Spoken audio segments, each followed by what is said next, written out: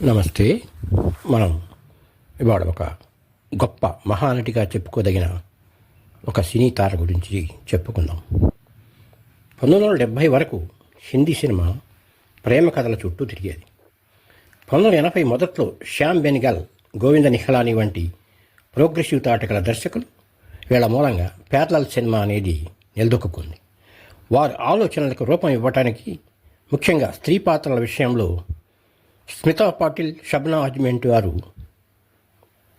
ఆ పాత్రలను పోషించి వాళ్ళ న్యాయం చేయగలిగారు. ఆ పాత్రలన్నిటికీ దర్శకుల ఊహల మేరకి వారు ఆనాటి సినిమాని ఒక మలుపు తిప్పారు. స్త్రీలు కేవలం ప్రేమ కాదు, కామం కాదు, విలాస వస్తువులు అంతకన్నా కాదు, వారి భావాలు, ఆశలు వేరే వేరేగా ఉంటాయి అని వీరు చెప్పగలిగారు.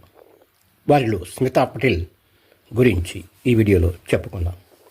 స్మితా పాటిల్ పూనాలోని ఒక హిందూ మరాఠీ కుటుంబంలో 1957లో పుట్టింది. తండ్రి శివాజీరావు గిరిధర్ పాటిల్, తల్లి విద్యాతాయి పాటిల్. తండ్రి రాజకీయ నాయకుడు, తర్వాత మంత్రిగా కూడా చేశాడు. ఆ కారణాన 1969లో కుటుంబం పూనా నుంచి బొంబాయికి వచ్చి చేరారు. స్మిత స్కూలింగ్ అంతా కూడా రేణుకా స్వరూప్ మెమోరియల్ స్కూల్లో జరిగింది. కాలేజీ విద్యాభ్యాసం బొంబాయి యూనివర్సిటీ, మహారాష్ట్రలో జరిగింది. ఈ యొక్క ఎర్లీ ఎడ్యుకేషన్ రేణుకా స్వరూప్లో ఆ స్కూల్లో జరిగింది. బొంబాయిలోనేమో ఆమె లిటరేచర్ చదివింది. పాటిల్, ఈ స్మితా పాటిల్ స్కూల్ డేస్లోనే రంగస్థల నాటకాలు ఇస్తూ ఉండేది.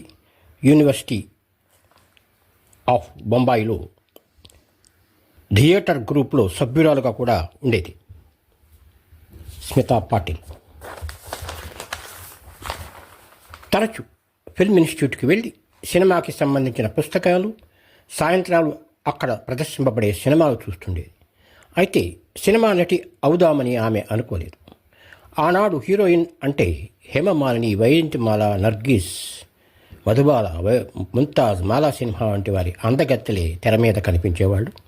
డార్క్గా ఉండే స్మితా పాటిల్ హీరోయిన్గా అవుతారని ఎలా అనుకుంటుంది?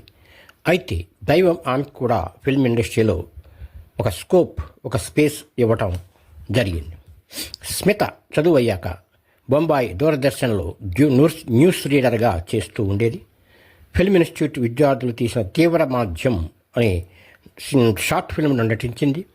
1974లో రాజా శివ ఛత్రపతి అనే సినిమాలోను, సామ్నా అనే సినిమాలోను, ఇవి రెండు మరాఠీ సినిమాలు, చిన్న పాత్రలు వేసింది.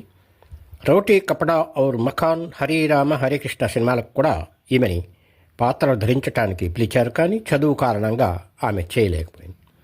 అదే సమయంలో శ్యామ్ బెనగల్ అనే దర్శకుడు సినిమాని ప్రేమల కాలం నుంచి ప్రజా సమస్యల, మహిళా బాధల కాలంలోనికి తీసుకొచ్చాడు. ఆయన కళ్ళలో డీడీలో వార్తలు చెప్తున్న స్మితా పాటిల్ పడింది. ఆమె వార్తలు చెప్పే విధానం, ఆమె డార్క్ ఇమేజ్, ఆమె కదలికలు, ఎక్స్ప్రెషన్స్ వగైరా ఆయనకి తన సినిమాలో హీరోయిన్ ఈమె అని నిర్ణయించేలాగా చేసింది. 1974లో చంద్రదాస్ చోర్లో ఒక పాత్ర వేయించాడు ఆమె చేత. ఆమె మొదటి చెప్పుకోదగ్గ పాత్ర మంథన్. పాల సహకార రంగంలో సమస్యలు ఎత్తి చూపిన దళిత మహిళగా ఆమె నటించింది. తర్వాత ఆమె నటించిన భూమిక సినిమా పరిశ్రమకి వచ్చిన 3 ఏళ్లలోనే జాతీయ ఉత్తమ నటి అవార్డు తెచ్చిపెట్టింది. నిశాంత్ సినిమా ఫిల్మోత్సవాల్లో పాల్గొన్నది. కేన్స్, మెల్బోర్న్, చికాగో ఫిల్మోత్సవాల్లో ఆ సినిమా ప్రదర్శింపబడింది. ఆమె 1977లో నటించిన జైత్ రే జైత్ మరాఠీ సినిమా గాను ఫిల్మ్ఫేర్ అవార్డు లభించింది. ఆ కాలంలో ఆమె షబ్నా ఆజ్మీ, దీప్తి నావెల వంటి ప్యారలల్ సినిమా నటీమణులతో కలిసి నటించేది. శ్యామ్ బెనగల్, గోవింద నిహలాని, సత్యజిత్ రే, అరవిందన్, మృణాల్ సేన్ వంటి దిగ్గజాలు, అభ్యుదయ దర్శకులు వీళ్ళ దగ్గర ఆమె పనిచేసింది. 1985 తర్వాత ఆమె వ్యాపారాత్మక చిత్రాలకు కూడా చేసింది. ఆమె వీటిని మెప్పించగలదని రాజకోస్లా, సిప్పి చోప్రా లాంటి వ్యాపారాత్మక చిత్రాల నిర్మాత, దర్శకులు భావించారు. అలా ఆమె శక్తి, నమక్ హలాల్, డ్యాన్స్, కసం పైదా కర్నే వాలే లాంటి చిత్రాల్లో చేసింది. అయితే నమక్ హలాల్లో వానపాట చేయడానికి ఆమె ఎంతో మానసిక శోభ అనుభవించింది. తప్పు చేశానా అని కూడా ఆలోచించింది. 1982లో దిల్ దీవానాలో రాజేష్ ఖన్నాతో నటించింది స్మితా పాటిల్. ఆయనతో ఇంకా ఆఖిర్ క్యూ, అనోఖా రిష్తా, అంగారే, నజరానా, అమృత్ లాంటి కొన్ని సినిమాలు చేసింది. ఆఖిర్ క్యూలో వీరి జంటని ప్రేక్షకులు అంగీకరించారు. ఆ సినిమా బాగా ఆడింది. 1986 నాటి అమృత్ కూడా హిట్గా నిలిచింది. 1987 నాటి నజరానాలో శ్రీదేవితో నటించింది స్మితా పాటిల్. అది కూడా సూపర్ హిట్గా నిలిచింది. కేతన్ మెహతా తీసిన మిర్చి మసాలా ఆమె మరణించాక విడుదలైంది. దీంట్లో ఆమె మిర్చి ఫ్యాక్టరీలో పనిచేసే కార్మికురాలుగా నటించింది. అందరి ప్రశంసలు అందుకున్నది. ఈ సినిమాలో ఆమె నటన అల్టిమేట్ అని ఫోర్బ్స్ సంస్థ, వాషింగ్టన్ పోస్ట్ లాంటి వాళ్ళు మెచ్చుకున్నారు. Bengal film journalist association best ఆర్టిస్ట్గా ఆమెకు అవార్డు ఇచ్చారు. ఇక ఆమె వ్యక్తిగత జీవితానికి వస్తే ఆమె అందరూ ఆడపిల్లల వల్లనే ఒక మగతోడు కావాలని కోరుకుంది. ఆ మగతోడు రాజ్ బబ్బర్గా ఎంచుకుంది. రూర్కేలాలో బీగీ ఫాల్కే అనే సినిమా షూటింగ్ జరిగేటప్పుడు వాళ్ళిద్దరికీ పరిచయం ఏర్పడింది. అది ప్రేమగా మారింది. రాజ్ బబ్బర్తో ఆమె బీగీ ఫాల్కే, తజుర్బా, ఆజ్ కీ ఆవాజ్, ఆవామ్, హమ్దో హమారే దో అలాంటి సినిమాలు చేసి ఉంది. అయితే రాజ్ బబ్బర్ వివాహితుడు, 2 పిల్లల తండ్రి ఆయన. ఇక స్మితా పాటిల్ని ఈ వ్యవహారంలో సంసారాన్ని కూల్చేదానిలాగా ట్రోల్స్ చేసింది మీడియా. స్మిత ఇంట్లో వాళ్ళకు కూడా ఈ పెళ్లి ఇష్టం లేదు. కానీ పెళ్లాడటం జరిగిపోయింది. సంసారంలో ఆనందమయం అనేది లేదు. పైకి నవ్వుతూ లోపల శోకిస్తూ ఉండేది స్మితా పాటిల్. గర్భవతి అయింది. బిడ్డ పుట్టాక సపరేట్ అవుదామని అనుకుంది. గర్భవతిగా డ్యాన్స్లో షూటింగ్ కూడా వెళ్ళటం ఆమెకి వృత్తి పట్ల ఎంత గౌరవం ఉందనే దానికి నిరసనగా చెప్పుకోవాలి. నెలలు నిండాక స్మితా పాటిల్ ఒక మగబిడ్డను కన్నది. అయితే వెంటనే పర్ఫరల్ సెప్సిస్ అనే కంప్లైంట్ తోటి ఆమె డిసెంబర్ 13, 1986 బొంబాయిలో 31 ఏళ్ల వయసులో జస్లోక్ ఆసుపత్రిలో కన్నుమూసింది. పుట్టిన బిడ్డని ఆమె పుట్టింటి వారు పెంచారు.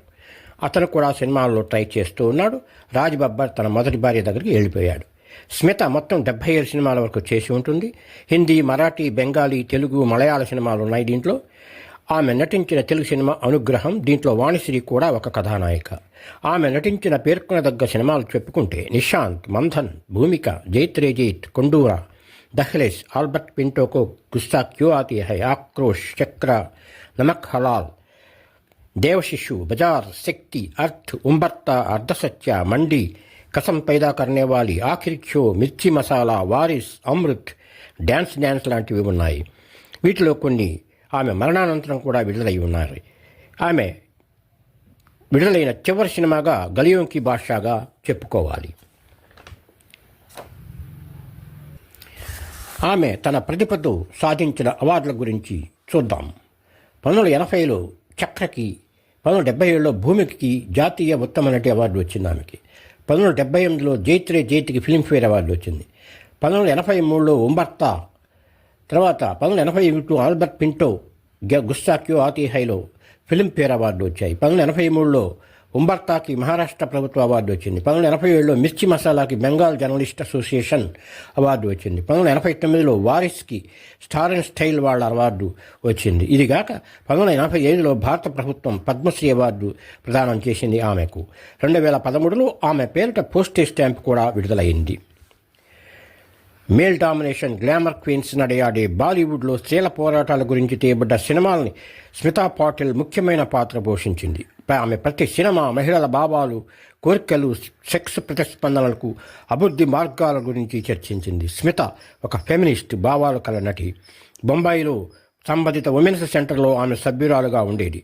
పత్రికలు, విమర్శకులు అభ్యుదయ భావాలు కలిగి ప్రేక్షకులు స్మితా పాటిల్ నటనకి ఫిదా అయిపోయారు. ఆ రోజుల్లో ఎందరో తర్వాతి నటీమణులకు ఆమె మార్గదర్శిగా నిలిచింది. ఆమె ఉంటే ఇంకా ఎన్ని గొప్ప సినిమాలు నటించేదో వచ్చి ఉండేవో అనిపిస్తూ ఉంటుంది. అయితే దేవుడు ఆమెను 30 మైలురాయి వద్దని ఎత్తుకెళ్ళిపోయాడు. ఆమెకి ఈ వీడియో ద్వారా నివాళులు అర్పిస్తూ ముగిస్తున్నాను. Thank you. నమస్తే.